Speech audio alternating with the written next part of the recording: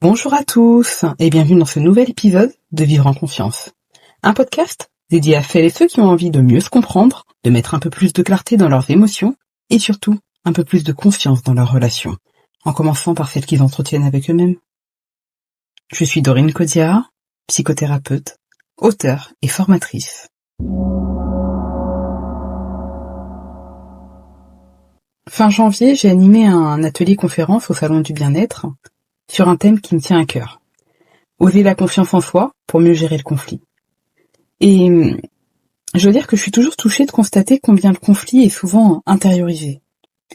Alors aujourd'hui, j'ai eu envie de reprendre le micro pour explorer avec vous le lien subtil entre confiance et conflit. Parce que je crois qu'il faut une bonne dose de confiance pour oser vivre le conflit. Ou du moins, oser écouter son conflit intérieur. Qu'est-ce que cette situation de conflit avec l'autre me fait vivre ?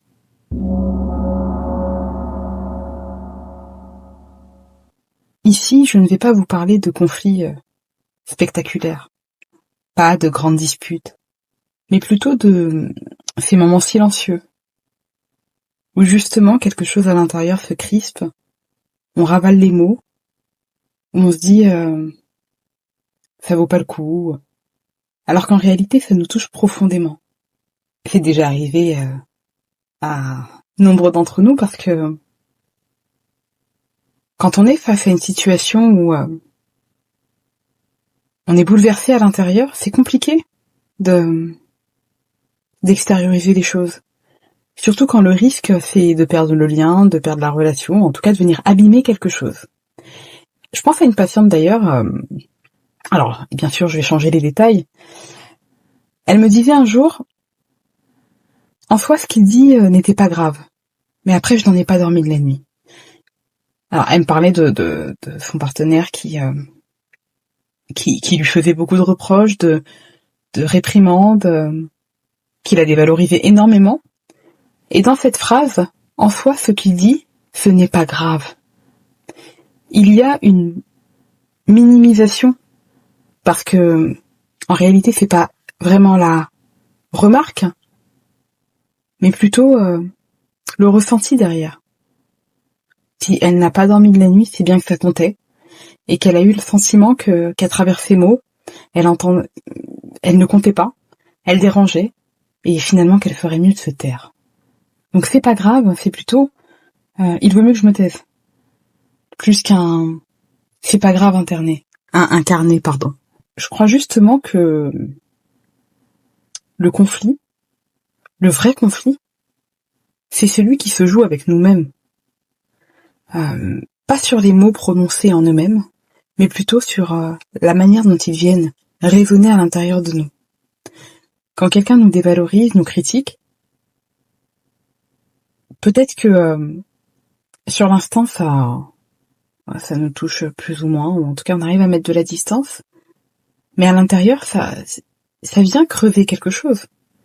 Ça vient, en tout cas ça peut venir creuser quelque chose, ça peut venir faire écho au sentiment finalement de ne pas compter, de déranger, de ne pas être à sa place, et donc qu'il vaut mieux se taire. Alors je suis pas en train non plus de dire qu'il faut toujours exploser face au conflit. Mais se taire, je crois que c'est vraiment se bouffer un petit peu à l'intérieur. Alors quand je dis intérioriser, c'est on n'ose pas dire véritablement ce que l'on pense. Parce que à partir du moment où le conflit est justement extériorisé, c'est-à-dire qu'il devient visible, ou pas d'ailleurs, on ne sait pas comment réagir. Ou alors on réagit malgré nous, par opposition, si je puis dire. Soit dans un extrême, soit dans l'autre, je me tais ou j'attaque. Et quoi qu'il en soit, ça boue à l'intérieur de moi et tout ça, je l'intériorise.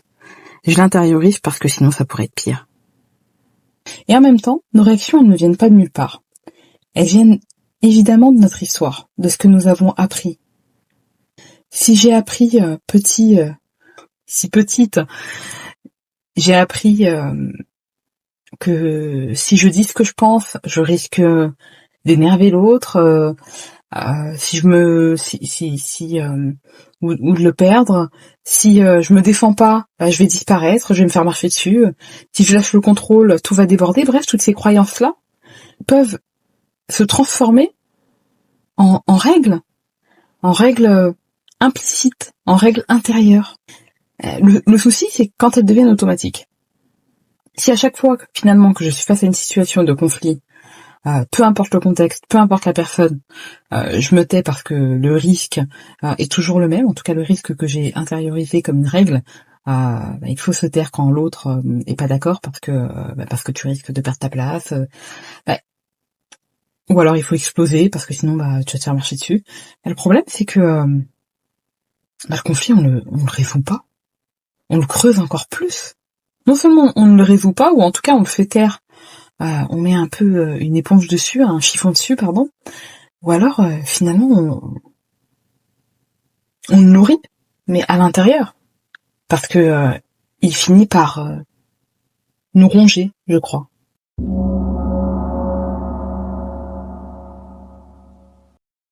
Alors évidemment, on a tous des manières différentes de répondre au conflit, de se positionner face au conflit, et je crois pas qu'il y ait une bonne ou une mauvaise manière de faire, mais plutôt qu'il est important de reconnaître dans quelle position est-ce qu'on se situe. Est-ce que je suis plutôt à me taire, ou est-ce que je suis plutôt dans l'extrême à exploser, ou alors est-ce que je suis celui qui rationalise, celle qui explique, celui qui se justifie, celle qui cherche des excuses. Quoi qu'il en soit, ce ne sont pas des défauts. Vraiment, je pense que toutes nos réactions sont des tentatives de protection. Si je réagis de cette manière, c'est parce que j'ai besoin de me protéger de quelque chose. Et ça, c'est profondément humain. Maintenant, c'est important, je crois, d'avoir conscience sur le pourquoi. Le pourquoi est-ce qu'on réagit de cette manière-là, et qu'est-ce qui cherche à être protégé. Et justement, pour aller un peu explorer ça, j'ai envie de vous proposer là un petit moment juste pour vous, pour faire le point avec votre manière d'être en conflit, de vivre le conflit.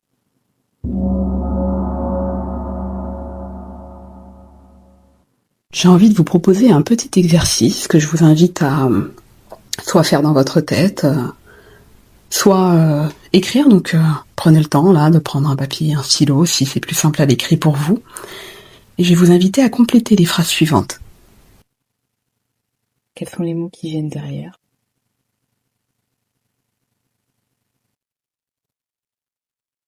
Ce que je n'ose pas dire le plus souvent, c'est... Laissez venir les mots derrière pour compléter ces phrases.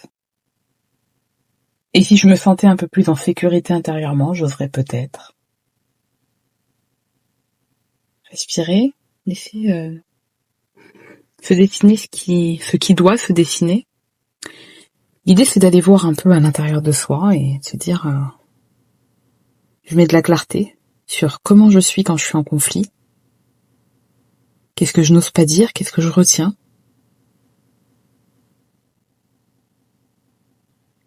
Et qu'est-ce qui serait différent si intérieurement je me sentais plus en sécurité? Parce qu'en réalité, si j'ai besoin de me protéger, c'est que je manque de sécurité. Et je crois que c'est à cet endroit qu'il est important d'aller travailler la confiance.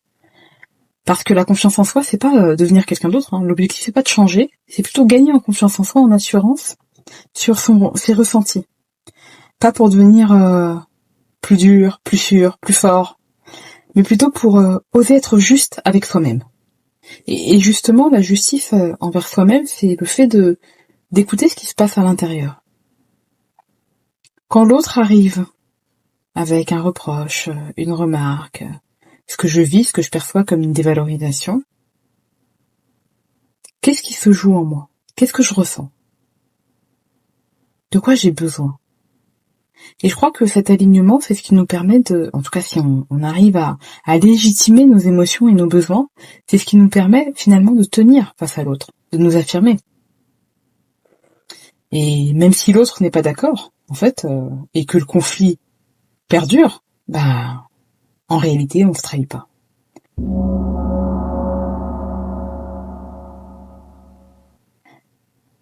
Oser la confiance, permet de mieux gérer le conflit parce que la confiance permet de ne plus se trahir.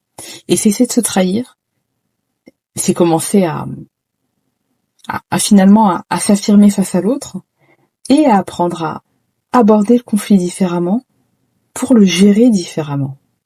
Si je suis moins dans